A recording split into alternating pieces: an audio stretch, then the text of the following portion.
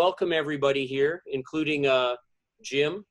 We're going to talk trumpet because that's what we do. And, you know, that was an interesting opening that we had there with that, but that was pretty good. So what I'd like to do, Jim, is sort of go through some of the interesting stories you've had regarding gigs you've done and players you've met. Yeah. Because I think that's all part of your story about learning how to play the trumpet as efficiently as possible. And then we'll get into some trumpet geeky stuff and we'll open it up for questions at the end. And I'm not going to do this in chronological order because that's not the way I'd like to do these things. I wouldn't remember anyway. There you go.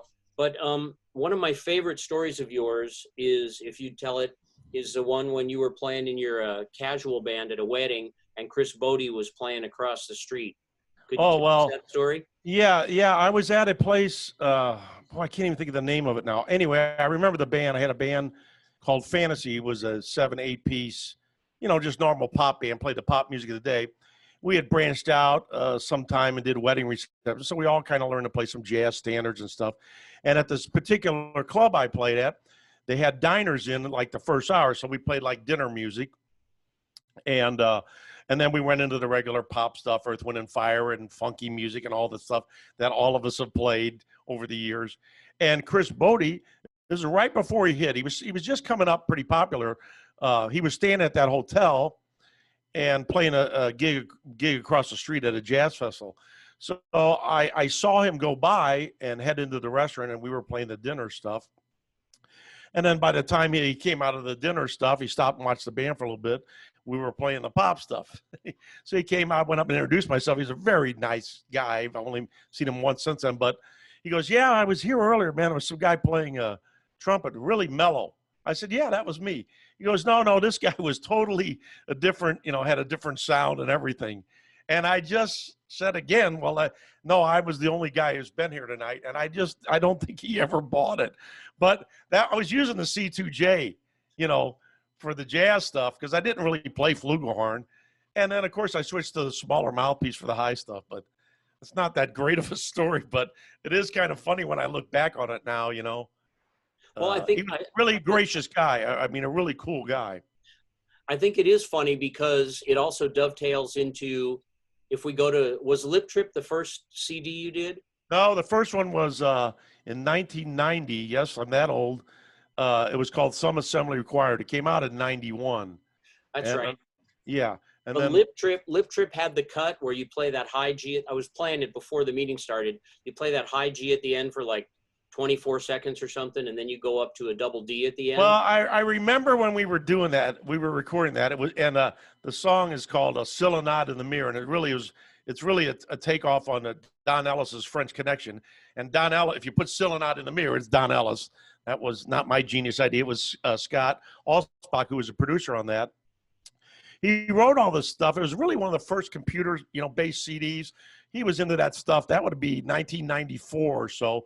He was really into that stuff, and he was really good at it. I mean, now some of those sounds are kind of dated, but it really still holds up, some of the drum stuff, and the tunes are just incredible. And how he did that was he did so much industrial music at the time for industrial films and all that, and a lot of stuff he didn't use, he would send me over, and I had this little 4-track cassette recorders. Everybody remember those 4-track cassette recorders? Sure. And so, you know, since I don't read well, and I'm certainly not going to write stuff down, I would just make up stuff as I went, but I'd record it and then bounce it over and stuff. And that's how we wrote the record. Except he kept writing stuff higher and higher and higher. I said, man, this is just overkill, you know?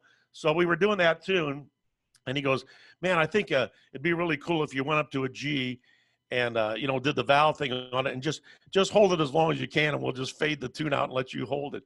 Well, that's what I did. And I mean, it's not circular breathing or anything, because if you can circular breathe up there, that's amazing. I cannot even circular breathe in the SAF, but that's what I did. And about a year later or so, I got this phone call from these drunk guys, one of them who I know now, and they were like, hey, man, we know that you looped that thing or spliced it together, however you did it back then. And I said, no, I said, I played it. And they go, well, could you prove it? could you do it now? I said, well, yeah, I can do it now. And that's the end of that story, but it was kind of funny at the time. So you But played I also, you played it over the phone for him? yeah, I played it over the phone for him. Well, it's the same thing. Bodie didn't believe you were the mellow guy, and these guys didn't Yeah. believe you could play the high Well, note. the funny thing is, I mean, Mike Vax told me a long time ago, don't get pigeonholed a high note player. Well, you kind of do, because if you play high, you're considered a high note player. Ironically, all my work in the last, I don't know, 6, 7, 8 years are the opposite. They're all jazz duos, and I have to play as quiet as possible in these restaurants because it might interrupt their eating. You know what I mean? And so you just evolve with what the gig is. You know, when I was younger, of course, that's all I wanted to do was play as high as possible. You know. Right, but so that's a good question then. So when you were younger, could you always play high? No, I could not. I know nobody believes me, but I'm telling you, there are guys that can pick up the trumpet, and I don't like to call them naturals because they have to work at everything on that instrument, as everyone knows. But there's guys that it just comes easier far, you know. And I mean, look, so there's guys that we all know that were playing double C's in high school and all that. I mean, in high school, you got to be kidding me. I barely had a high B flat or high C. I mean, it was just a joke. And really, it wasn't until I graduated. Like, I'm looking around at the age group here. I'm sure we probably all grew up on Herb Alpert and Al Hurd. That's the first couple trumpet players I heard, especially Herb Alpert. My parents had that record, and I didn't even know what a trumpet was. And then somebody bought me an Al Hurt record for Christmas. That was like my second record. And then somebody bought me this guy named Doc Severinsen, a third album. And I heard high Fs, and I just couldn't believe my ears. And I can even remember the song. If y'all remember those Command records, it was If I Had a Hammer. And he goes up and tugs a high F, and I just thought, holy crap. I just couldn't even think a trumpet could do that. And then I'm sure this story's been told a million times, but my high school band director, his name was Edward Levinsky. He ran a record shop, mail order record shop out of his basement. I mean, that's what he did on the weekends because obviously as a band director, he didn't make enough money. And I mean, that was a thriving business. And my senior year in high school, I had done so well up until then that I had like 3 hours free my last year of high school. And every day he would bring in a different record. He was free for 1 hour and play a different record of all different players, not just high note players, all kinds of players. But that's the first place I heard Maynard. And it was on a reel-to-reel, believe it or not, and it was Olay. And I can still remember standing in that band room watching that tape go around and hearing this guy play 4 octaves. Oh, I mean, I was just in shock. I'd never heard anything. I remember coming back down to the band room after class and go, can you play that again? Can you play that again? And I guess that's what just bugged into my ear, man. And then I was going to do whatever it took to be able to play one of those notes. Right. And was that the band director or the college guy that showed up years later when you were playing in a club after you? Well, that was still in high school. And then I went to college, which was a horrible mistake because I was not well prepared for college. Again, I really was pretty much, I think I had like 3 or 4 lessons when my dad bought the first horn. And if it wouldn't have been for my high school band director helping me out on something, I mean, I had no business going to college. And the professor, his name was Robert Restermeyer. He was from Eastman. And I mean, I couldn't play shit, really. I just couldn't play anything. And he put up with me for a couple of years. And then I quit, I think, in my 3rd year. And I was back down there in that like 10 years later, 15 years later. He was still the teacher. And I was playing at a club with this pop band, which had a lot of, gratuitous high note stuff. And I saw him, and we were friends. I mean, I just was not a good student. And he was with his daughter, and he's just sitting there shaking his head. I can't believe it's the same Jim Manley I had as a student. And his daughter goes, what do you mean? And he goes, oh, he was the worst student. And I said, worst student those years? He goes, the worst student ever. So, and it's kind of ironic that the next, we were there for 2 nights, and the next day I stayed over. It was about 3 hours out of St. Louis. I stayed over. We hung out at his house and just exchanged ideas. And it was just a great reunion, so to speak, Because I remember when I quit, I said, I'm going to figure this thing out, Okay. I haven't figured it out, but. Oh, that's where I was going to go next. that's where I was going to go next. So it was sometime after college that you said, so give us a little bit of that. And was there an Well, epiphany? by the time I left college, I was so frustrated because I really had no guidance, really. I mean, it's not that he was a bad teacher, it's just I didn't understand. You know, there's an old saying about Mark Twain or Bobby Shew used to tell me, the teacher will appear when the student is ready. Well, I was not ready. And the advice he gave me, it made sense years later, but I just really had no clue what I was doing. So I quit. I was very frustrated. I didn't play probably for the longest time in my life, maybe 2 weeks. And then I said, well, I'm going to figure it out. And I didn't know that would take me 30 years, and I'm still trying to figure it out. But that was what started the quest. Yeah, that and hearing different guys play. By that time, I'd heard Maynard live and met guys like Lynn Biviano who helped me out a little bit. And, you know, I started going out and hearing bands, you know, in the 70s.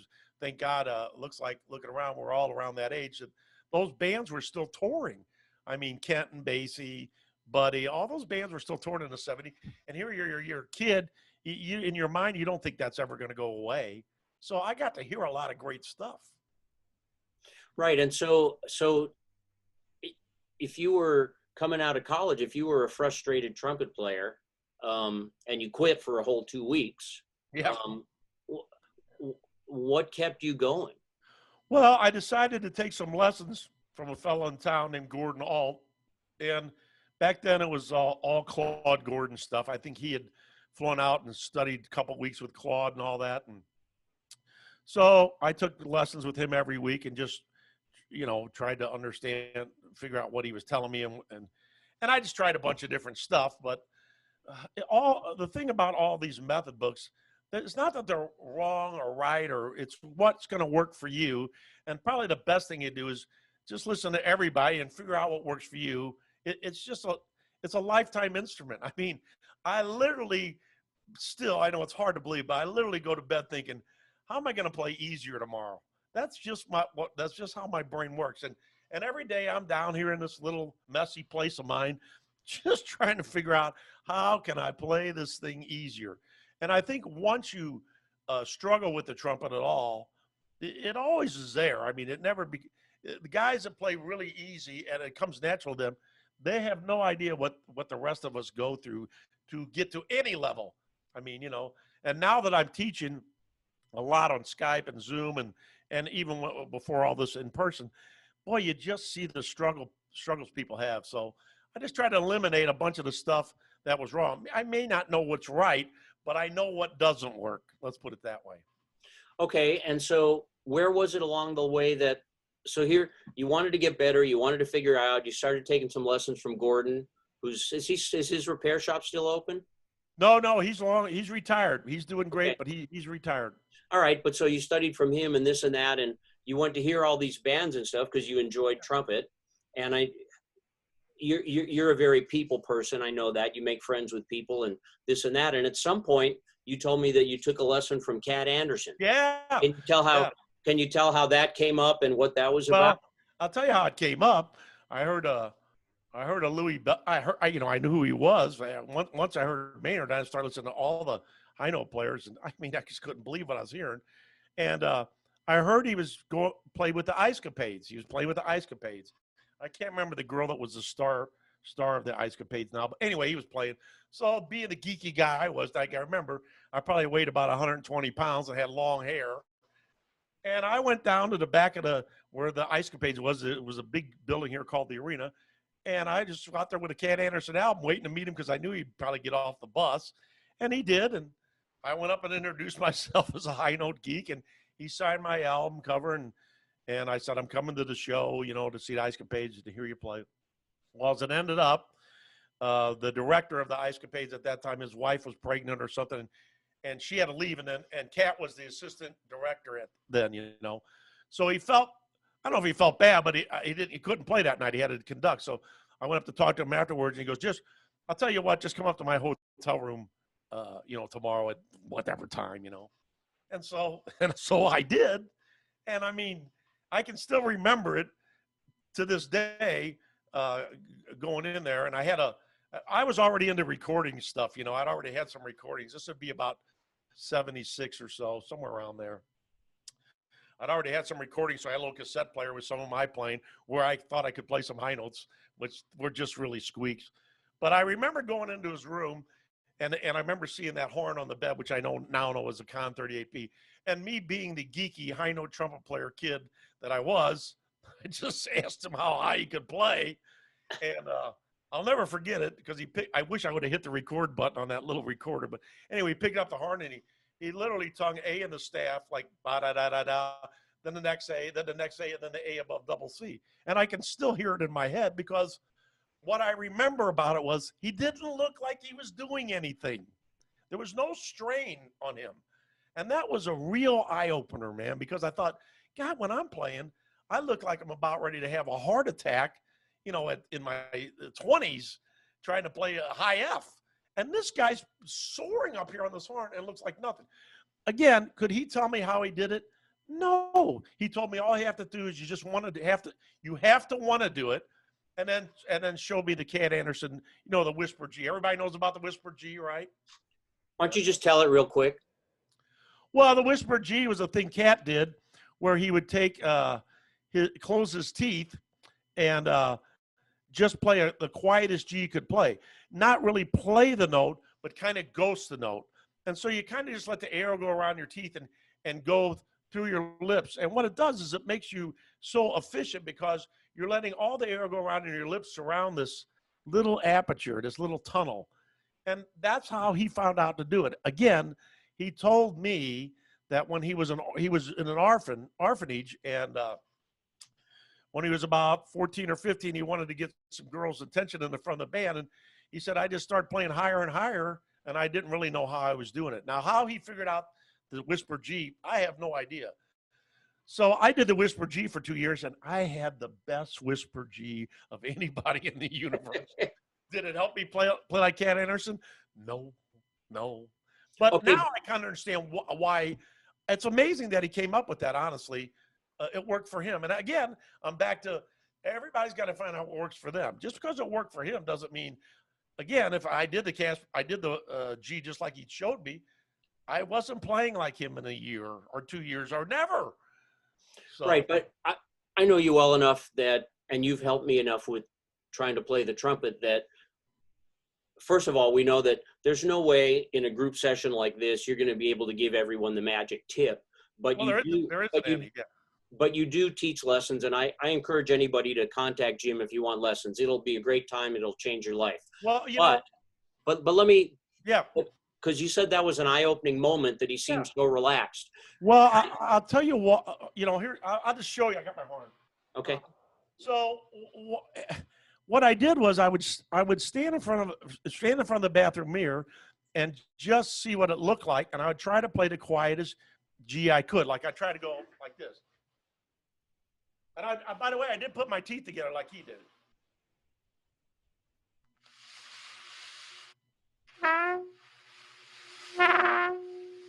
So it wasn't about playing the G. It was about just getting some kind of sound out, some vibration out. So what you learn is that it doesn't take a lot of air to play the trumpet. That's pretty much what he was saying.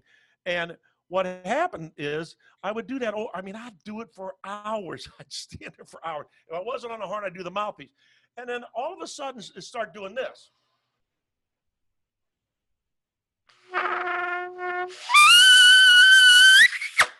That started coming out, but I couldn't control it or anything. It just started happening, and I felt the same. It didn't feel like it was a lot of work. So that was probably one of the first really eye openers, that it didn't take a ton of air to play up there.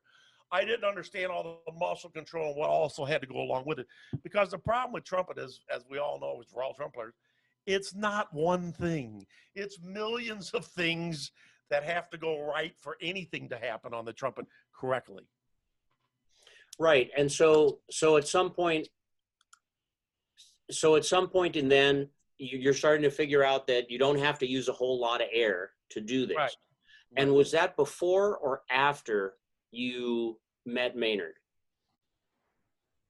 I didn't meet Maynard till, I'd met him, but I really didn't have any conversation with him until I had a band that opened for him in the 90s. So like 1996, I think. And when you opened for him, had you started to figure out that the key, at least for you, was to use less air? Well, yeah. By then, I had this group called Horns of the House, and a friend of mine had booked Maynard, and he said, "Would the band was hot at that time? Believe it or not, the people would come out to hear instrumental music. It was a funky band, funky music, all originals, a couple covers, but mostly all original stuff. Kind of like a take of the Brecker Brothers meets Maynard and that kind of thing. And I mean, I could play high then. I could play really, really high, and it was starting to come together. Uh, and this guy said, "Would you open for him?" And surprisingly, I wasn't nervous. I guess because the band had played so many times for that. And there is a YouTube clip. I just ran across it the other day. It's not on my page, but I'll send you a link to it, where I had this opening in an Echoplex, like Chase, and do this crazy thing. And before the concert, the manager said, "Well, you know, Maynard may come out and hear you, may not, but he can hear you in the back. Don't worry." I wasn't worried about it. But sure as heck, before I played that opening, I looked over in the wings, and there was Maynard. And after that, we just conversed after the concert, and he said, "Man, sounds great, blah, blah, blah." And I had just got the Mosaic thing. I think I had number 5, the Mosaic collection. And from then on, it just became like it goes on the detail. His personal management was in St. Louis, based out of St. Louis. Not the people that booked him, but his personal manager was Steve Shankman. And when about maybe the last 20 years of his life, Maynard would be in St. Louis a lot, just for whatever reason, before the tour started, whatever meetings. He'd go to the agency where this guy owned, and you know, he drove everybody crazy because he'd tell the same stories over, and they want to get rid of him. And my phone would ring, and he'd go, "Can you come and get him and take him to lunch or something so we can get some work done?" Well, duh. If somebody calls you and says, "Would you take Maynard to lunch?" What are you going to say? You're busy? I mean, Right. It was great. And so we got to hang a lot. And if you've all, and I'm sure everyone's had some experience with Maynard or talking to him briefly, you know, he was, you could ask him a direct question and it would go a million miles in another direction. But there are 3 things he told me throughout that time that we hung out, and we'd hang out on the bus. We'd had lunch at Steak and Shake. We'd always see each other before concert, or I'd travel to see him, and you know, the Vegas hangs and all those things. And probably the most important thing he told me, and we used to joke about it afterwards, I'd always ask him about breathing, you know, and if you talk to Maynard about playing, he didn't really like to get into the analysis of it. He would say, "Oh man, if I start thinking about what I'm doing, it messes me up." So, and again, he was playing like that when he was 14 and 15. You know, I have a recording of him at 15, and he just sounds ridiculous. So it was never hard for him. But I based some of my teaching on the 3 things he told me. And one was, of course, it's going to make no sense to you like it made no sense to me when he told me, breathe from your knees. I'm thinking, what are you talking about? And really, he's just saying get rid of all the upper body tension and breathe low. Everybody thinks they breathe low, and they may start that way, but most people put way too much air through the horn. Again, related to the Cat G. But the most important thing he said to me was I said, "What are the lips supposed to do?" Because I did put his lips in a visualizer, and it was not a pretty sight. It was like a double set of lips. It was the weirdest thing, but he told me something, and it didn't ring with me till years later, that the only purpose of the lips is to allow the air to pass through them. He never said blow. He never, ever said blow. And that kind of connected with me when one day my horn was just laying on the table like we've all done, and I just tapped my mouthpiece. I'm sitting there, was doing something else, reading an email, and it's like a light bulb went off. I thought, oh my God, here I am trying to force all this air through my lips, through this metal, when I'm tapping my mouthpiece with 2 fingers. And it makes this huge sound, and that was just a real eye-opener. So that relates also to the story about the Maynard mouthpiece on the coffee table you were talking about. Man, I'm sounding like Maynard. I'm going in so many directions. But when Roger Ingham stayed with me in about '94, so right before we opened for Maynard, when we were doing Lip Trip, Roger, as a gift, gave me a Maynard Giardinelli mouthpiece, which at the time I thought was really little. It was a V cup. It's not as small as people think it is, but it was a V cup. And of course, I couldn't play a low C on the thing. I mean, I'd put the mouthpiece in and I'd go, nothing. And I sat it down in front of me on my coffee table, and I would just stare at it when I'd be watching TV or something. And I look at it and go, there's no reason that he can play that and I can't play that. That's what my brain thought. My body had a whole nother concept of that. So I pick it up and I start realizing when I'm hearing this, there's just way too much air going through for anything to happen. So then I went back into the bathroom again with the cat G and the mouthpiece, and I started where I could get the mouthpiece to sound a little bit. And I still just kept backing off, until finally, man, I could play a C scale on that thing. And it was sounding pretty good. I thought, boy, this is a lot easier. It doesn't take as much air, and it sounds good. Then I take that mouthpiece down to the gig, and it would last 2 songs. And I go right back to my shoe one at 0.25. So again, I play on a, well, you know my mouthpieces. You've made many of them. They make that Giardinelli. I mean, honest to God, I have a copy of that Giardinelli here somewhere. So this is a Maynard Ferguson 1961 Giardinelli. I'm not going to sound like Maynard on it because to me, this is a big cup. I use this cup for jazz gigs. So this mouthpiece can sound like this.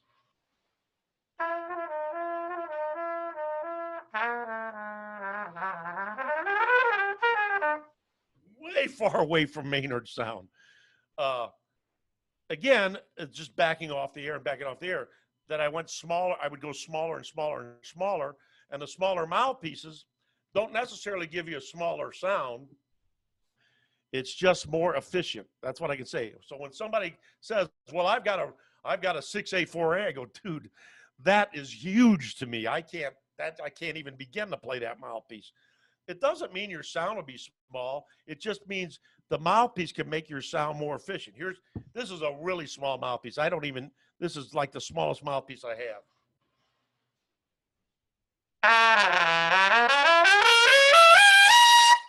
I mean, it might be a little bright because I'm on a bench, 3X, but it's not a small sound. So anytime somebody says the mouthpiece is backing up on you, I always say, just use what mouthpiece sounds good to you or who your teacher. But the mouthpiece isn't backing up on you. It's you blowing too hard. So that goes back to what Maynard said. The only purpose of the lips is to allow the air to pass through them. He never said blow. So when I start doing that, wow, things really snowballed. I know that was a long way to go for that, but that's where it all started. So hearing Maynard say that at the tap of my mouthpiece, it just started it. So here's the question. So as you mentioned, Maynard didn't really like, a lot of trumpet players would go up to Maynard after the show and want to talk trumpet to him and this and that. He didn't like to talk trumpet. Mistake. Yeah. He did not like to talk trumpet. But so why do you think he was willing to talk trumpet with you? Was because I didn't bug him about it. It would just come up casually. It just would come up casually. And again, he didn't really talk about it. He would just say things like breathe from your knees. The only purpose of the lips is to let the air pass through them. Another interesting thing he told me, he said he never thought of putting the mouthpiece up on his lips. Even when he was a kid, he said, when I was a kid, he goes, I always thought of my lips going to the mouthpiece. Instead of me doing this, he thought of my face going to the mouthpiece. So you figure Maynard's, that he had this aperture tunnel that was so strong and so huge. He just did this when he was a kid. And he let the air come around it, and that was it. The notes just came out. There was nothing, he wasn't thinking about it. He just did it. He could do it. It was natural for him. And so you believe that Maynard didn't use very much air, correct? There's always going to be that argument. I know. You see the stage persona of Maynard, and you say Maynard sitting in this chair and playing, or back of the bus. There wasn't a lot going on. There just wasn't a lot going on. So this is a good time. Tell the story about when you booked your band into the lobby. Yeah. Well, this would be about 2003, and I evolved from Horns in the House to a band called Wild, Cool, and Swingin', which had 4 horns, rhythm section, and a singer. And we did Las Vegas from 1960 to 1970. So it wasn't like a big jazz band or anything. We did all the Frank Sammy Dean, Tom Jones, all that stuff with some bassy thrown in that because of the era. And we heard that Maynard was staying in this hotel called the Chase Hotel. It's a very famous hotel here. And Steve Shankman, his manager, called and said, "Hey, Maynard might want to sit in the night. Can you throw the band together? We'll see if we can get you in the room there I think it was called the steeplechase at the time. I can't remember, or the chase room. And so we put the band, and we didn't know if he was going to sit in or not. It was just throwing together. Well, word got around, and he was. And I think he went to dinner and then came in, and I really, truly believe he had about 3 bottles of wine in him. He was big into the wine at that point. And he sat down in a chair, and I knew smart enough not to, make him play something long, but to do what he did even during those years was just play a few choruses on things, and he was all gung-ho to sit in. And what I remember is he walked into the room right when we were playing Luck Be a Lady Tonight. And you know that part, if everybody knows that Frank Sinatra song, Luck Be a Lady, where Buddy Brisboy plays that part up. And I played that. And instead of going to the E flat above, I went to the E flat above. And I remember him giving me the big thumbs up. I mean, these are the things you remember, like that. Here's Maynard giving you the thumbs up. What more in life could you ask for? So we did a B flat blues.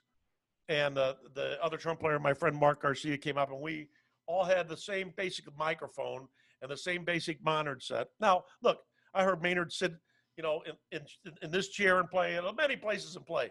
There's another thing being on stage with him in the same monitor with him.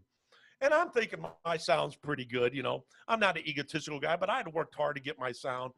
And I remember the end of a B flat blues coming up. And we'd all played solos and all that. And Maynard leaned over and said, let's hit that C. And the chord hit. And I'm in the monitor. I can hear myself going G, C, G, C. And then all of a sudden, all I hear is this double C. Like a tornado of sound. I literally thought somebody stuck a straight mute in the end of my horn. His sound was so huge. And the reason is it was so effortless. It might not have looked like it was effortless when he got older. We got YouTube now. Go look at those pictures of him playing stuff like Where's Teddy or Around Midnight from the 60s. It's astonishing. The man doesn't look like he's doing anything. And when you'd be with him when there were other people weren't around and he'd play, it was never the what you saw on stage. It was just very easy for him. That's the best I can say. And if you've never been in a room where he played, it's just him, you'll never hear a sound like that in your life. Just unbelievable.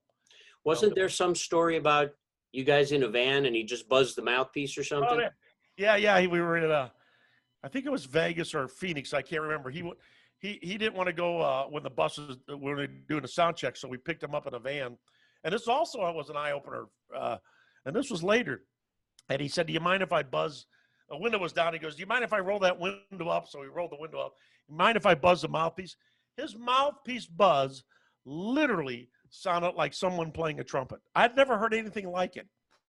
It was so loud. I remember the guy driving said, "Could I roll that window down again?" It sounded like a trumpet. And so that was pretty long ago. And I still have just now tapped into some of the mouthpiece stuff with that sound. It was just unbelievable. That's how effortless he played. If you're blowing on a mouthpiece, it's going to sound like you're blowing on a mouthpiece. If you just allow it to happen, the sound becomes pure. That was an eye opener. So when you start to put together these different events in your life, not being able to play well or very high when you were in high school and college, and then getting together with Cat, and then hearing Maynard and get together with Maynard, and then figuring out that the only way you could play that Maynard Giardinelli was to really back off the air a lot. And then you say every night before you go to sleep, you think, how can I play the trumpet easier the next day? Is it still all about backing off on the air? Almost 99% of it for me is backing off on air and just getting relaxed and get rid of all the tension in your body. And do you believe that anybody, if they spend enough time and they're motivated, can learn to play the trumpet? Well, the problem with that is you forget how long it takes you to learn something. It takes a long time to learn something.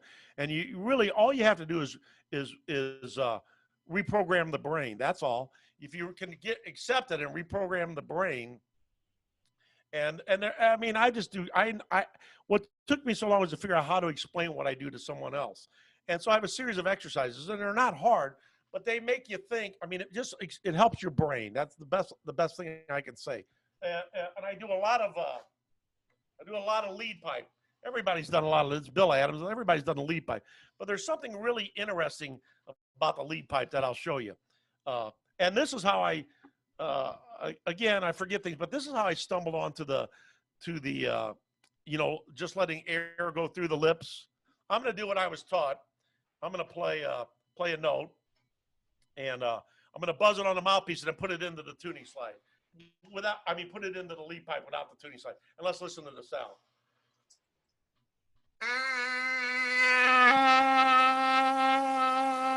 It doesn't sound so good. It doesn't sound so good. And this also so happened. I'm sorry, I don't remember the fellow's name, but a guy came here who was a Bill Adams student for a lesson, and he ran me through the whole Bill Adams routine. And I never took from Bill Adams, so I don't know what the routine was. But when this guy was playing, I thought, hey, he's still blowing too hard. That was my thought. He sounded good, but he's still blowing too hard.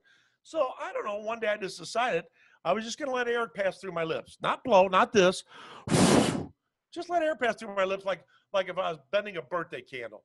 And then I was going to put the mouthpiece on it, but I wasn't going to make a buzz. And then I was going to put it in hard and just see what happened. I mean, I just tried so many different things. And what I found was it took me absolutely zero effort to play a perfect note on the lead pipe. Here's just air, little bit of air.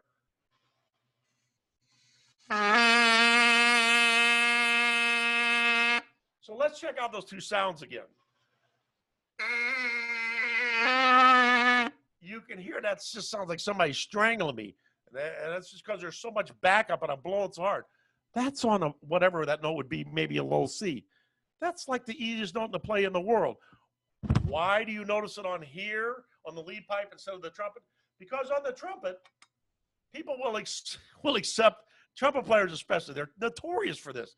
They will accept any sound coming out of the trumpet. Guys will come to me and play like this. I know how to play like this because I did it many times.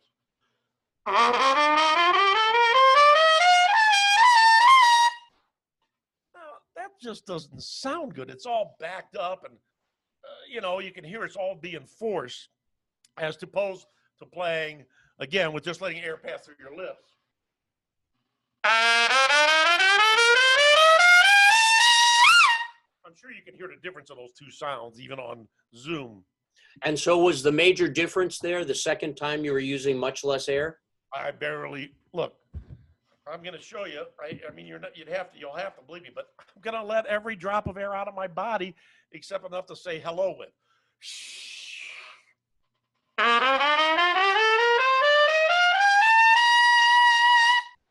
That's just with the air that's in my body. Again, the mouthpieces help me because it's very efficient, and the chops are doing what maybe they are supposed to be doing because I'm not overblowing. Anyway, I'll go back to the pipe thing. If you take this out and you can just allow yourself to play a low C on the pipe, somehow it connects with the trumpet player's brain when it's right. I don't know the psychological part of that, but it does. If I go just using the air thing, listen how pure the sound is.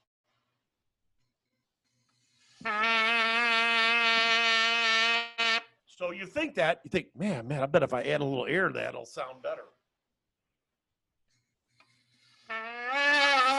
It doesn't sound better. If I don't have enough air, if the lips aren't able to vibrate with such a small airstream because they're used to be blown apart, you'll probably get something like this. If you're hearing this, and there's no vibration, it's just too much air. Again, if I take two fingers, so think of it this way.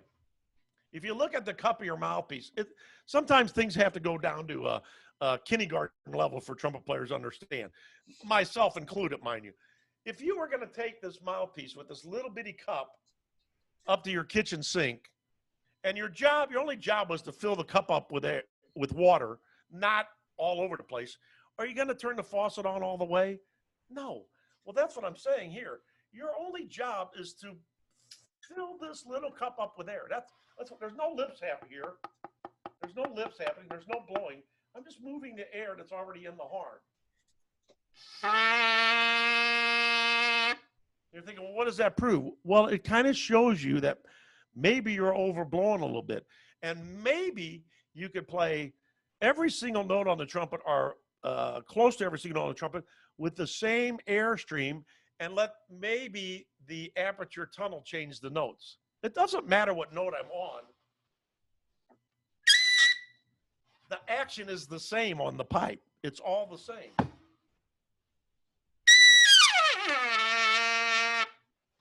And that took a long time. So when I teach, we usually start off with thinking about how we're going to use the air and where the air has to come from, and then we go right into this lead pipe thing. And it's not what Bill Adam taught. Bill Adam, if you were with Bill Adam 4 or 5 times a week, he just had you match a sound on the lead pipe, and you would hear that sound and you'd match it.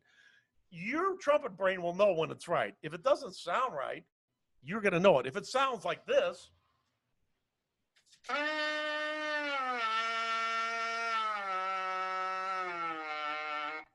I changed all 4 of those notes on the same air column. I did not add or subtract air. Once I started, the air was the same. And the lips just do this to change notes. Do you feel that? No, because the notes are so close together that your brain with this tuning slide in it is not going to believe it. But here you'll believe it. The notes are so, if the notes weren't so close together, there's no way I would know. Like there's 3 pounds of air pressure to play a high G and 2 pounds to play an F. How do you know that? But they're so close. That's the same airstream. It's just the lips are changing the notes now instead of me changing it by air. If I tried to change that by air, it'd be. I can't do it. I mean, I just can't physically do it. It's not possible. And I don't think that's how the trumpet works. I think the trumpet works more like this.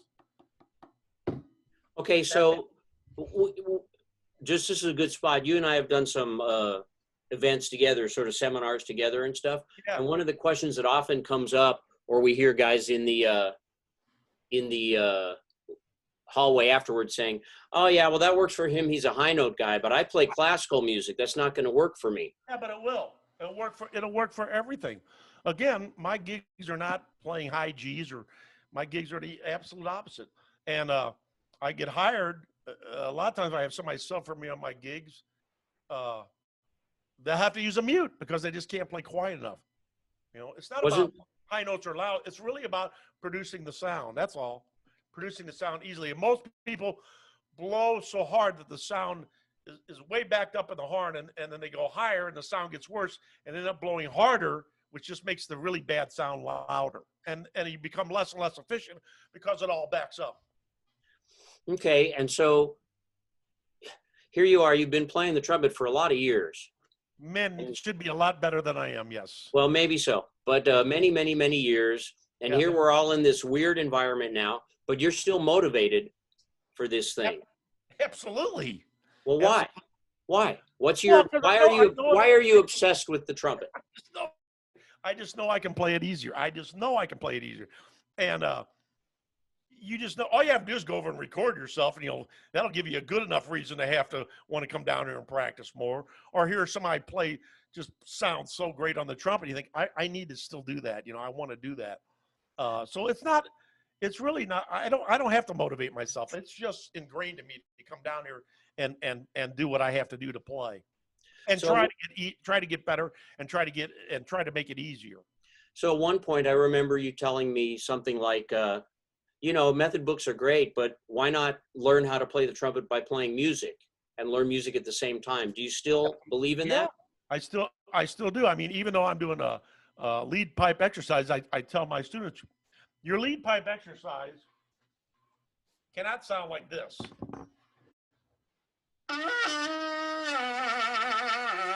It's got to sound like you could stand in front of the New York Phil and play concerto for lead pipe.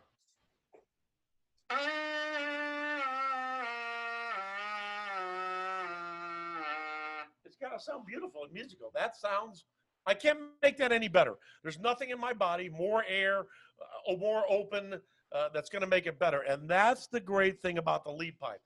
It's the first time for me, when I first turned on it, that this is telling me what it wants. It's telling me what I have to do. I don't know what the lips are supposed to be doing. All I know, if it sounds like this,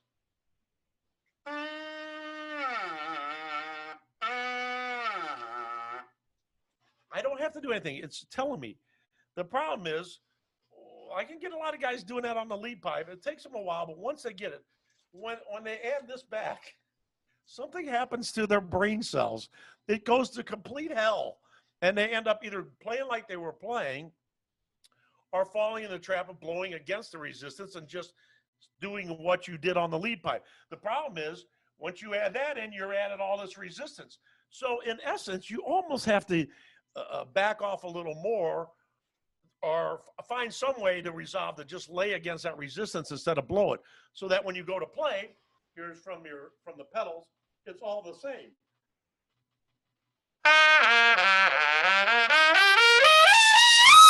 It all has the same sound and ease of playing. That doesn't sound hard, and it all pretty much feels the same.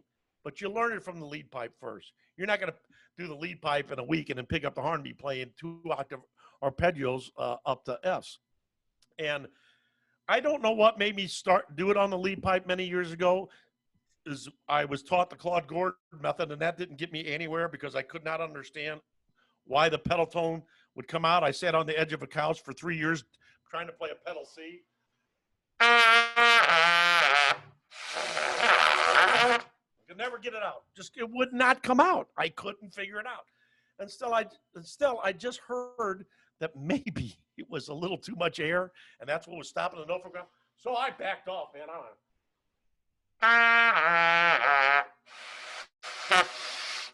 I'm still hearing air going 1,000 miles an hour. Maybe that's why that note wouldn't come out. Let me go down chromatic. I bet I can get it then.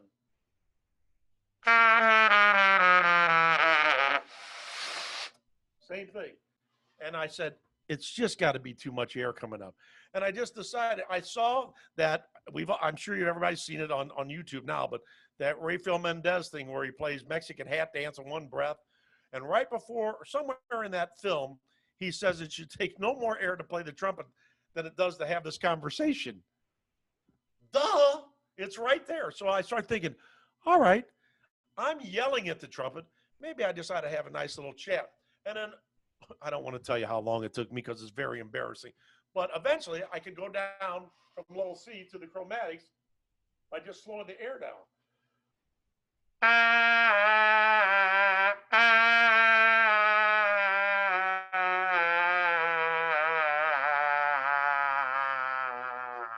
there was my pedal C. And it felt like I was doing nothing. So I knew all I had to do was be able to play that pedal C and come up out of that on the same setting that I play on, not a different embouchure, not different lip setting. And that's basically what I still work on every day. I just come from the pedals and go up.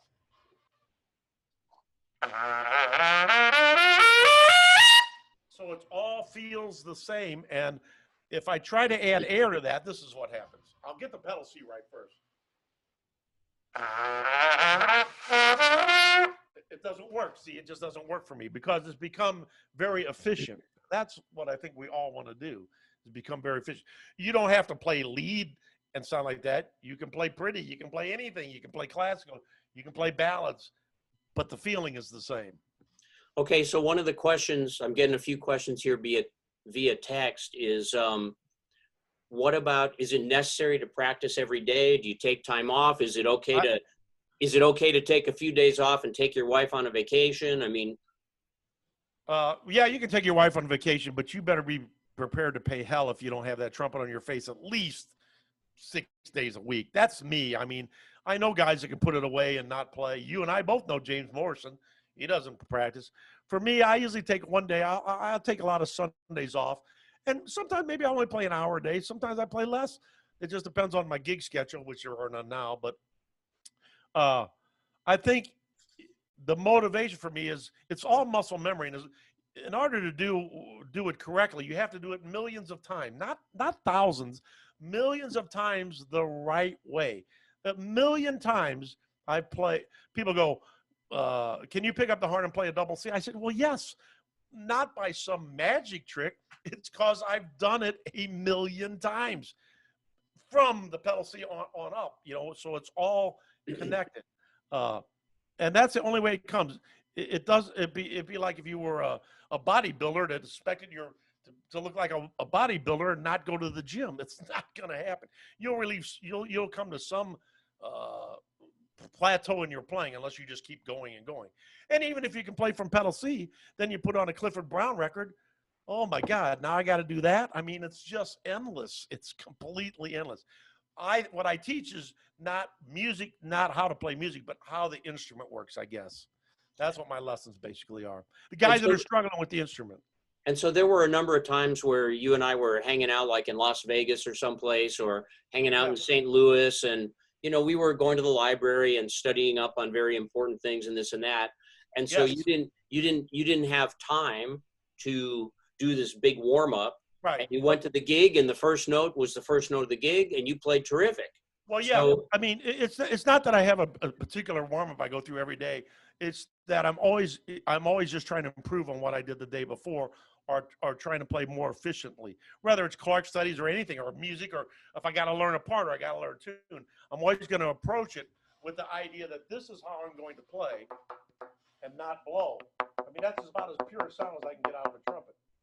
There's no blowing on there. I knew if I could just do that, if I could just play that note like that, things would start to fall in line. I didn't know it would take me forever to do it, but it's a slow process. But the first thing is you just have to understand it. That's how the trumpet works. It's going to work to some degree by overblowing it, but it's going to be a constant battle, and that's what I run into people. And I'm not talking about high notes. I'm talking about just playing maybe to a high C with a nice sound, or playing even in the staff with a nice sound. Most trumpet players will accept any sound coming out of the bell, and the more efficient you are in the trumpet, the bigger and broader the overtones are in the sound. okay, so maybe because this is a Stomby event, but I've got three guys asking if you have an opinion about the up sound or the up mute. Well, I can tell you right now, the first thing I do every day is right here, right on my table, is the up sound. And for me, the key for me to the trumpet is the pedal C. So the first thing I do every day is I find a C, I take the up sound, and I play the pedal C for 5 minutes, just like a Caruso.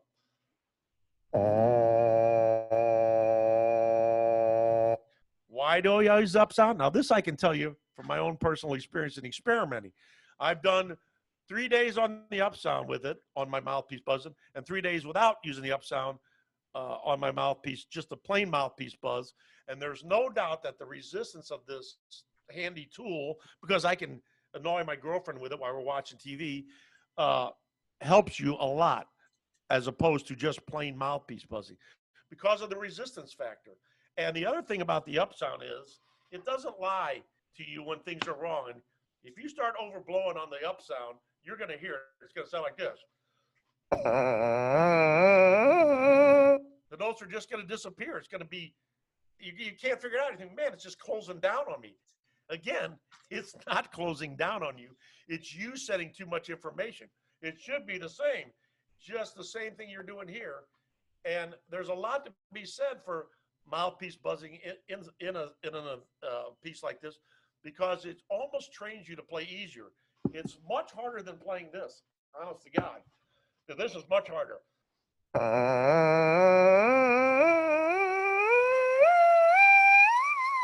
That's way harder than it is on my trumpet. So it also makes you focus that, man, if this sounds good, this might just amplify what's happening at the mouthpiece. If the mouthpiece sounds bad, the trumpet's going to sound bad. And another interesting fact, I found that even you're playing efficient, and you think you're playing as efficient as you can play, and it sounds pretty good on the mouthpiece. Here's a real good test. I'll trying to play the best I can play, just to a middle C. I'm thinking, I didn't do anything different. Let me try that on the mouthpiece, and as I hit the middle C, let me put it in the horn.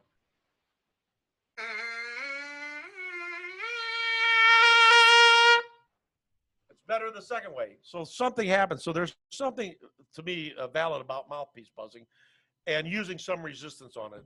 This thing works great for that. And that's not a plug because you're here. I use that every day. It's okay with me if it's a plug because I'm here. So we got a few more questions and a few more minutes. So let me just do a quick little bit of business. Yeah. You are available for Zoom lessons if people are interested, correct? Yeah. I mean, we work around my schedule. Yes. But yes. Okay. And I highly recommend anyone doing it. It's what you've seen here, but on steroids, and you'll have a great time. Jim in his Zoom lessons, I happen to know he does a little song and dance also that we don't have the clearance to do right now. So you'll really enjoy it. No, it's a great thing to do. And also what we're going to do, we did this with the last little Zoom event we did, so we're going to do it again. If you do want to get anything on the Stomby website, whether it's a 4-valve trumpet or an up sound or anything like that, for the first 20 people, you put in the code JIM, J-I-M, and the number 10, JIM10, and you'll get 10% off anything on the site for the first 20. And let me mention the up sound mute too, because look, I've gone through, I don't know how many different practice mutes that are never good. You know, sometimes, like you said, I do get it when I work gigs. You get to a gig, maybe didn't get time to warm up. You can't pull your horn out and be playing pedal C's in a club. That thing, man, you can go up and down the whole thing, and it doesn't affect the horn resistance at all. I mean, it does the same thing this is doing at a better level. It's just not a gimmick, I would say. Okay, that's cool. And then couple guys here are asking, okay, they want to know specifically, how do you work on endurance? Well, here's the thing. If you're playing more efficiently and with less air, there's less that this whole face has to do. And most of the endurance problems come from, most every problem on the trumpet comes from sending too much information up, and it backs up in your body and your throat, and these muscles have to fight to allow the air to pass through. And that's what makes you tired. That is exactly what makes you tired. The less that you use force, I guess, and allow it to happen, the easier it becomes. So I get tired at gigs. Gigs are a long blow, but not as tired as I got 10 years ago. And 10 years from now, if I'm still playing, it'll be less tired. I've seen guys be gone after 3 or 4 tunes. I've seen guys play so hard that they're swollen up, and they're all locked up like in 15 minutes trying to play high C's. Cool. All right. Someone wants to know what your T-shirt says. Oh, it says, this is, I forget his name. Charlie Bertini down in Florida. He made these. They're called All Warmed Up and No Place to Go. Interesting, because that question came from a Charlie. I wonder if it could be the same guy. That's a cool shirt. Yeah. And true. Yes. So, okay, we got a few more minutes here. Do you have any one gig or trumpet event that's really memorable, for whether it's because it was fun or crazy or? Well, opening for Maynard was just like a dream, man. I really thought I'd be so scared and everything, but it wasn't like I was doing something I hadn't done, because I'd had that band for a couple of years. And the people were there, to see God, see Maynard, and I just happened to have a chance to open for him. But I've had a lot of great gigs, man. I run into a lot of musicians that are bummed out on gigs or something. I always like to play. I don't know. I like to play. I like to be around people. I enjoy playing for people. If there's any frustration on my part of the trumpet play, it's probably when I record. It's just you just don't realize how horrible you sound till you hit the record button. Yeah, that's very challenging. That reminds me now. Where are all? Because we're in a digital world now. Are your CDs available somewhere for download? Well, the new ones are on my website, which is Jim Manley Music, but they're all over Spotify and Amazon. They're all in normal places. Not everything's up there. I think I've done. I really think the last one was 18, but they're not all up there. Some of them come and gone. Some of them weren't self-produced, so I don't have the rights to them or something, And I really do those recordings. I really think I do them for myself, because when up in the 70s, a lot of us were there. Man, that was some exciting music. That was just some exciting times, and I don't see a lot of that around. And it also keeps me busy. It makes me do something that is productive instead of just practicing, is making music, like you said. So what's your if you had to give one piece of advice to the trumpet players out there, aside from take a lesson with Jim, what would it be? Oh, well, look, I've never really advertised that I teach lessons, because people just find me. I've never even posted I teach lessons. But I think the one thing you might want to try, which I tell people to do, is just pick your heart up and breathe like you breathe and play a C scale. Just play a C scale and breathe. And be aware that as you're playing the C scale, the sound is probably getting smaller. You're probably going to play You're probably going to sound like this, or at least play like this. Now you hear the sound getting smaller. You can all hear that, right? All right. So what is happening is you're pumping in more air to go up because you think the air has to go faster. It does have to go faster, but it doesn't have to be more air. So the sound actually becomes smaller. And the higher you go, the smaller the sound gets. There's big air. Now you can hear it's really getting small. And we end up blowing harder thinking that makes it sound bigger. It just makes it sound louder. Just try to play a C scale at the same tempo with your big breath like you play. You can hear that closing up. Then take your breath, let 90% of it out. Honest to God, let 90% of it out. I'm going to let it all out.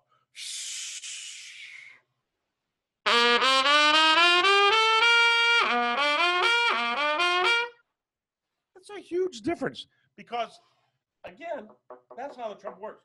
If I'm trying to put 30 pounds of air pressure in there, it's going to back up somewhere.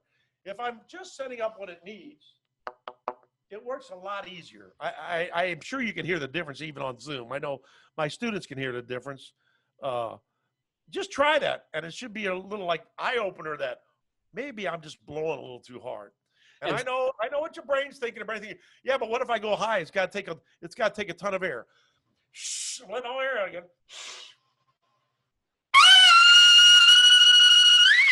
It's not a ton of air. I mean, that's just with the air that's in my body. So let's end with this next question, which comes right out of what you're just talking about.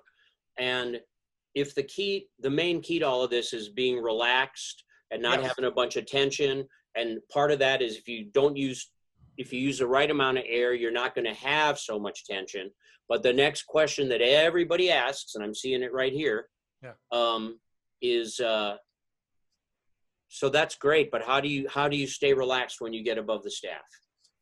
Well, it's just rote. Again, it's just rote. If you constantly practice and add a note at a time, I know it sounds like it's painful, but only accept a certain sound, a note at a time, it comes a lot faster than like, oh, today I got a G, tomorrow I'm going to have an A.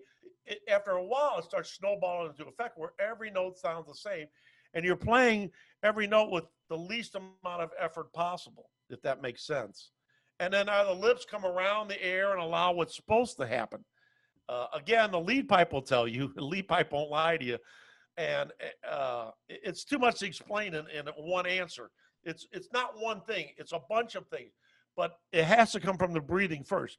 The minute you're trying to put 24 pounds of air pressure into the horn, it's going to back up at some point. Because, again, I'm using two fingers here. That's all. And that's making a sound. It's a pretty pure sound. So the minute I would try to go, see, the sound's closed off. I can hear that. It's not a sound I would accept. The minute I just try to do what I did here, again, the same thing you would do at a faucet if I wanted to fill that cup up. My only job is just to fill this cup up. Let all your air out and play a little C. That's a lot bigger sound that's happening. Now, there's a lot of things that have to happen with that, but that's a good start. That's a good place to start. And then you just carry it on upstairs. If you're using too much air, in other words, if you're using too much air on a low C, the operators is going to really be a struggle because you're trying to put too much air on the easiest note. The less air it takes less air. There's less air going in on a high note than a low C. It's just got to go faster.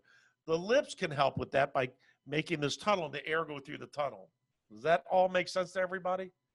Well, sure, it does. Making sense is one thing. Being able to do it, it's another. Well, again, I forget. I've been playing this game every day for a long time, and I still come down and play the game.